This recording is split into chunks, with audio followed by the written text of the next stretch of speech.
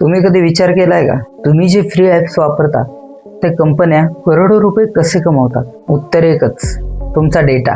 तर डेटा म्हणजे काय? आपण मोबाईलमध्ये काय सर्च करतो, कुठे जातो, कोणाशी बोलतो, कोणत्या रील्स पाहतो, या सगळ्यांचे एक डिजिटल शॅडो तयार होतो. त्याला म्हणतात डिजिटल फुटप्रिंट. तो तुमच्यापेक्षा जास्त तुम्हाला ओळखतो. तुमचा डेटा कोण गोळा करतं?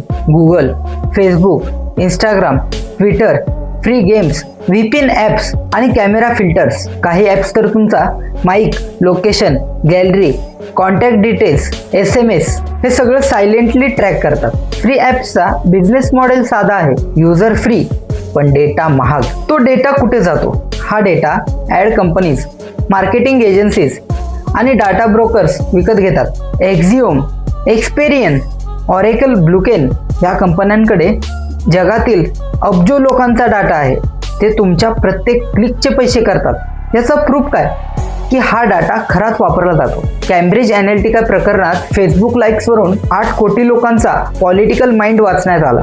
2023 मध्ये गुगल क्रोमने युजर ब्राउझिंग डेटा ॲडव्हर्टायझर्सला देत असल्याचं मान्य केलं.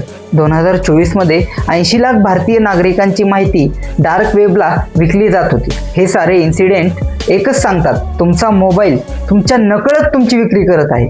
आज आपण बघितलं तुमचा डेटा कुठे गोळा होतो आणि कुठे जातो, पण खरा धक्का देणारा भाग अजून बाकी आहे. हा डेटा तुमच्या आयुष्यावर किती मोठा परिणाम करतो, तुमचे लोन्स, इन्शुरन्स, जॉब्स सगळं कसं बदलू शकतं हे आपण पाहू पार्ट 2 मध्ये.